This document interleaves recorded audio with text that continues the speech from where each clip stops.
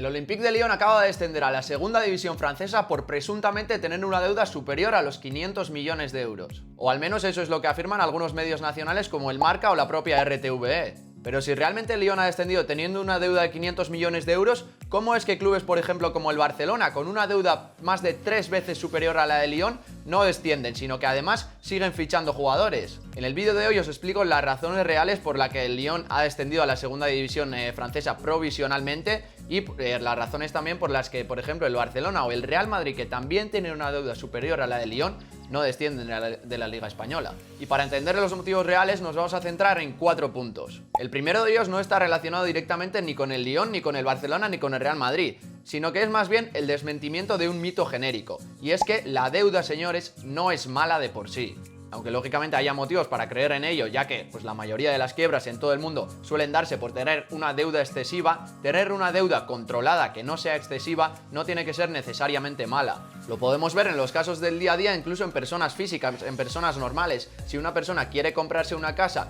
pero no tiene lo suficiente para hacerlo, por ejemplo, si la casa vale 100.000 euros, pero tiene únicamente 30.000 euros en el banco, pues va a solicitar una hipoteca de, por ejemplo, 70.000 euros en este caso, para poder hacer esa inversión, para poder tener una vivienda. En este ejemplo además veríamos bastante normal, yo creo que todos, que si su economía se lo permite, si por ejemplo tiene un salario bastante superior a la deuda que tiene que pagar, pues bueno, que esta persona, aún no cancelando todas sus deudas, se puede ir de vacaciones o puede irse a cenar fuera un día, es decir,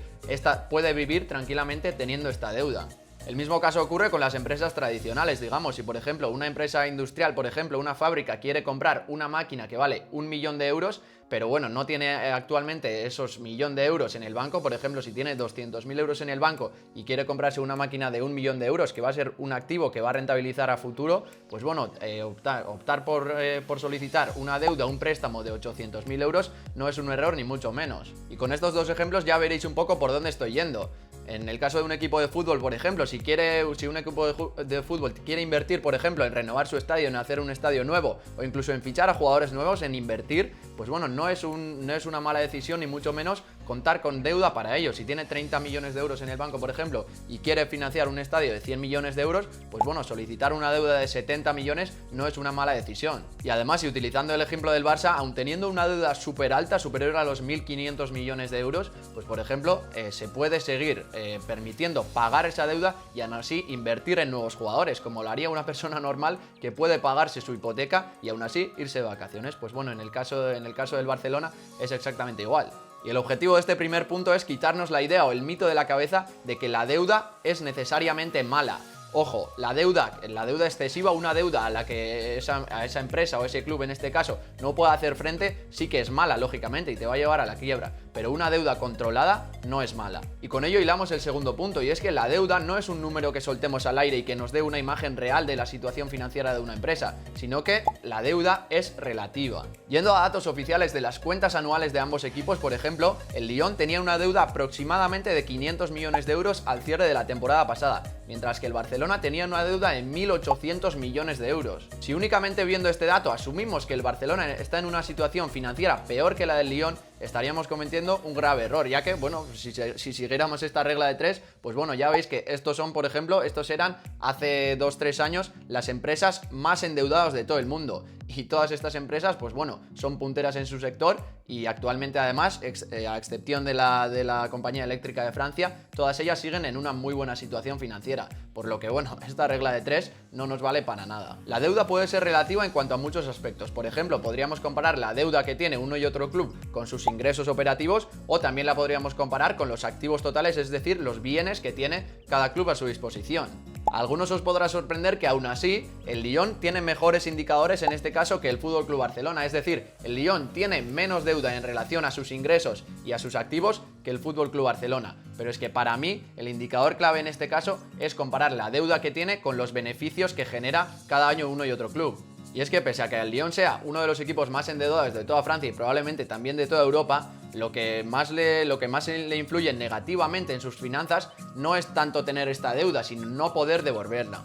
Y es que en los últimos 3 años su beneficio ha sido negativo en los 3 y ha acumulado unas pérdidas de menos 200 millones de euros. Datos oficiales. Esta temporada no lo sabemos, no hay datos oficiales aún, pero en las últimas 3 temporadas había acumulado pérdidas de menos 200 millones de euros. Y en el caso del Barcelona, y pese a que en la temporada pasada sí que tuvo pérdidas, el beneficio final de los últimos 3 años fue positivo en casi 400 millones de euros. En los datos veréis una gran diferencia entre el 2023 y 2024, eso se debe a las palancas, etcétera, que en la temporada 2023 le jugaron a favor y en la temporada 2024 le jugaron en contra. Tenemos un vídeo en específico, por ejemplo, analizando las cuentas del Barcelona en el último año, pero bueno, ya veis que en el conjunto de los 3 años los beneficios son muy buenos. Y por ello este segundo punto es clave, y es que la deuda, aparte de que no sea mala necesariamente, no hay que verla como un dato aislado, sino que hay que compararla, por ejemplo, en cuanto a los ingresos, en cuanto a los activos, pero sobre todo en cuanto a la generación. Y comparando la deuda con la generación anual que tenga un club u otro, hilamos con el tercer punto, y es que la clave es la sostenibilidad. Y ojo, no estamos hablando de sostenibilidad ecológica ni nada de eso, sino que estamos hablando de sostenibilidad económica. ¿Y qué entiendo yo como sostenibilidad económica? Pues bueno, que un club, en este caso, o cualquier empresa, pueda afrontar los pagos que tiene en los próximos años. Ya hemos dicho que según los datos oficiales, aunque sean datos aproximados, el Barcelona tiene una deuda de 1.800 millones de euros, mientras que el Lyon tiene una deuda de 500 millones de euros. No conocemos a la exactitud cuándo tiene que pagar cada club esos pagos, pero pongamos que los tiene que pagar a lo largo de los próximos 9 años, por lo que cada año le tocaría pagar 200 millones de euros. 200 millones al Barça y 55 millones de euros aproximadamente al Lyon. Ojo, insisto en que es un ejemplo con datos ficticios, repito que desconocemos los calendarios de pago que tengan un club u otro, pero bueno, para el ejemplo nos vale. Pues bien, con este calendario de pagos ficticios sería muy fácil entender cuándo sería sostenible un club y cuándo no. Y es que cada año le va a tocar pagar al Barcelona 200 millones de euros y si puede hacerlo, será sostenible. En cambio, aunque al Olympique de Lyon le vaya a tocar pagar menos cada año, 55 millones de euros frente a 200, pues bueno, si no puede hacerlo, si no genera lo suficiente cada año para poder hacerlo y por ejemplo, pues en el año 3, a partir del año 3, no puede pagarlo, pues bueno, no sería sostenible. Y ojo, yo no tengo los datos para determinar si un club va a poder atender su calendario de pagos o no, pero es que la clave es que no me tienen que convencer a mí para descender o no. Al que le tiene que convencer cada club es a su regulador. Como venimos diciendo y como hemos visto en esta ilustración, la clave es poder pagar tus deudas cuando llegue su vencimiento, y el trabajo de todos los equipos es convencer a los reguladores de que pueden hacerlo. Es decir, convencer a los reguladores de que pueden ser unos clubes sostenibles. Y entendiendo esto, la respuesta de por qué el Fútbol Club Barcelona no desciende y el Olympique de Lyon sí, la respuesta es muy sencilla, porque el Barcelona ha conseguido convencer a su regulador de que puede ser sostenible y el Olympique de Lyon no. Pero hay un último punto que entender y que, en mi opinión, se está hablando muy poco en todo este debate, y es que la regulación de ambos clubes es distinta. El FC Barcelona, como integrante de la Liga Española, pues está regulado por la propia Liga Española, y por el contrario, el Olympique de Lyon, lógicamente, está regulado por la Liga. La regulación principal de la Liga es el límite de coste de plantilla deportiva, mientras que en la Liga lo que rige es la Dirección Nacional de Control de Gestión. No vamos a entrar al detalle en ambas regulaciones, pero sí que vamos a decir dos diferencias principales. Por una parte, la Liga lo que hace es un control a priori, es decir, te pide unos presupuestos para el año siguiente y lo que el club tiene que hacer es convencerle de que esos presupuestos son reales y que además pues, con esos presupuestos se asegura su sostenibilidad, y lo que hace la Liga es un control más 360. Te pide por una parte este control a priori, los presupuestos para el año siguiente, al igual que la Liga, pero también te hace un control a posteriori, es decir, te mira cuáles han sido tus resultados de ese año y en función de eso pues toma las decisiones oportunas. Y esta es la segunda diferencia, y es que la Liga es como que entra más en la regulación, ¿no? Al final lo que hace la Liga con este control, con este límite de coste de plantilla deportiva, lo que hace únicamente es limitar las inscripciones si gastas más que tu límite, que es el límite que te impone. Por ejemplo, los líos que tuvo Dani Olmo en invierno, pues bueno, fueron un poco por esto, y la Liga lo que hace es, pues bueno, no determina tanto, ¿no? Toma las decisiones oportunas, pues bueno, en función del caso que sea. Os voy a dejar en la descripción algunos enlaces, sobre todo un vídeo de Héctor Moedanos sobre el límite de coste de plantilla deportiva, donde lo explica muy bien, un poco más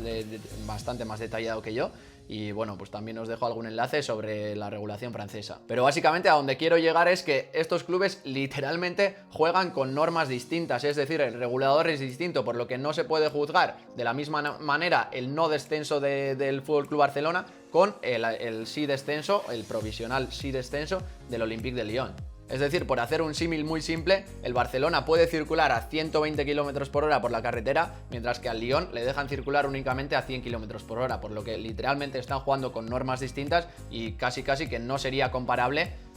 la deuda que tiene uno u otro equipo, la sostenibilidad sí o no, porque pues bueno, el regulador es distinto y las normas de juego son distintas. Aunque no sean reglas directamente comparables, en mi opinión, la norma francesa es más estricta, por eso he puesto ese símil de que se puede circular más lento y además lo dejan bastante claro sus precedentes. El Girondins de Burdeos, uno de los grandes de Francia también, fue descendido hace poco por los mismos motivos y este año han descendido de forma provisional al Olympique de Lyon. Mientras que bueno, en la liga, pues bueno, yo creo que son más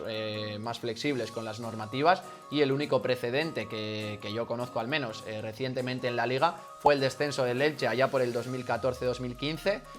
cuando fue descendido, pero es que en ese momento tenía deudas hasta con Hacienda, y Hacienda generalmente en el mundo empresarial es al último que se deja de pagar, por lo que podemos asumir también que tenía deudas vencidas, ojo, no solo deudas que con un calendario de pago, sino que ya había llegado a ese calendario de pago y no había podido atender sus pagos. Tenía estas deudas con Hacienda, por lo que asumimos que también tendría deudas con muchos otros acreedores. Antes de acabar el vídeo, también quiero incidir en que el descenso del Lyon a día de hoy es provisional y el Lyon de hecho ha decidido apelarlo y, según dice la prensa, aún están a tiempo de evitar este descenso y para ello, pues como hemos dicho en este vídeo, tendrán que convencer al regulador francés de que su proyecto, de que su club es un proyecto viable. Y poco más por mi parte, ya habéis visto, si habéis visto otros vídeos míos, que bueno, tenemos mejoras en todo lo que es el setup, cámara, micrófono, mesa y demás. Y bueno, pues bueno, si habéis llegado hasta aquí, espero que apoyéis el vídeo, espero también que hayamos podido arrojar un poco de luz en todo este tema de los descensos o no descensos administrativos en el fútbol. Y bueno, nos vemos en el siguiente vídeo. Un saludo.